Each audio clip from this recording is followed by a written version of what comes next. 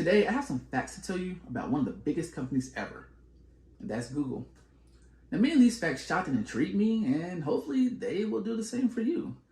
But first, if you learn something new, if I can make a chuckle before the end of this video, if you like how I'm rocking, or if you just like my vibe, then go ahead, like and subscribe. And don't forget to turn those post notifications by hitting the little bell icon. That way, ding, you know when I upload something new. Now back to it. Now, the first interesting fact about Google is that it hasn't always been known as Google. In 1996, Larry Page and Sergey Brin, both students at Stanford University, created a search algorithm. The search algorithm project soon became known as Backrub. Now, along with Scott Hassan and Alan Sternberg, the search engine soon became successful. In 1997, Google was officially registered. And then September 4th, 1998, Google was officially born. And it wasn't until 2003, after moving around a lot, that the company set up its HQ in Mountain View. Pretty crazy to think that the company did not start off originally as Google. Now, although the company now has an amazing headquarters, it didn't start out that way. The company's first office was actually in a rented garage. Now, this is par for the course with tech startups. By 1998, in Susan Wojcicki's garage, I think I said it right, this was the tech giant's first office. She was the 16th Google employee at that point in time, and now she is the CEO of YouTube, which is owned by Google. Full circle, people.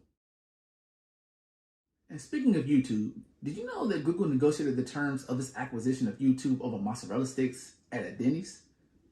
Well, now you know. It was at a Denny's in Palo Alto where the $1.65 billion deal for YouTube was hammered out, and mozzarella sticks were eaten. This sounds like a good afternoon to me. So some of you may know this, but Google came from a misspelling of the word Googol. Now, Google is a number which is represented by the number 1, followed by 100 zeros. But Larry Page and Sergey Brin weren't poor spellers. They chose this name because it is a common spelling of Google. The reason they chose to name their company Google is because it fits their goal. The goal is to build very large-scale search engines, and they definitely achieved their goal. Now, Google is used as a verb daily in our current society. However, it wasn't until 2006 when it was officially added to the Merriam-Webster Collegiate and Oxford English dictionaries. Now, of course, people know how to properly use it as a verb, but the official dictionary definition is to use the Google search engine to obtain information on the internet. Of course, there's nothing too surprising about this. What is interesting is the first time when Google was used as a verb. It was in 2002 on Buffy the Vampire Slayer. No joke. This is when Google was first used as a verb. Now, Gmail is one of, if not the most popular email provider on the planet. But funnily enough, it was launched on April Fool's Day. This is not a joke. Considering a lot of tech companies release April Fool's Day joke products and services, etc., this isn't too surprising. Actually, it's more surprising that Gmail turned out to be a real thing. Now, many April Fool's Day jokes never really release or see the light of day, so Gmail was released on April Fool's Day. Who would have thunk it? Google's doodles are pure gold. And Google's first doodle was a Burning Man stick figure. You see, founders Larry Page and Sergey Brin created the doodle in August 1998. This doodle came about to let people know that they had went to the Burning Man Festival.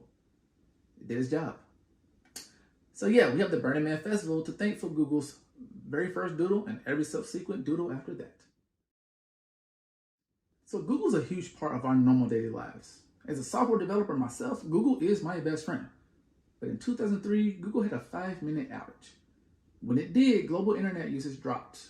And can you guess the percentage it dropped? 10%? 20%? How about 40%? Global internet usage dropped 40%. Now that's a staggering number. And on August 16, 2013, Google had a blackout. That blackout took down Google's services. So that means Google Search, Gmail, and yes, even YouTube. For 5 minutes, we as a society did not know what to do when Google was down. Remember in the beginning when we talked about the search algorithm Brin and Page created? Well, believe it or not, Larry Page and Sergey Brin do not own the patent to the algorithm. And despite the fact that the Google founders filed for a patent for the algorithm, the patent ended up being assigned to Stanford University. But no need to worry, Google has a license from Stanford allowing them to use it.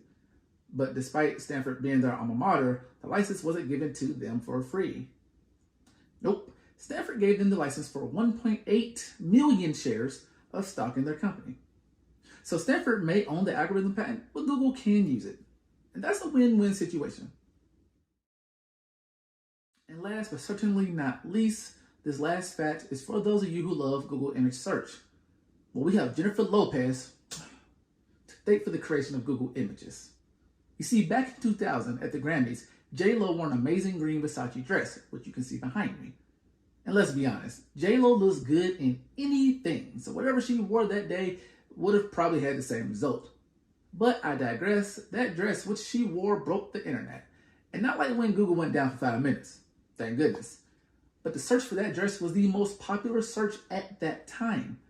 Unfortunately for people searching for the dress, there was no image results, only text results.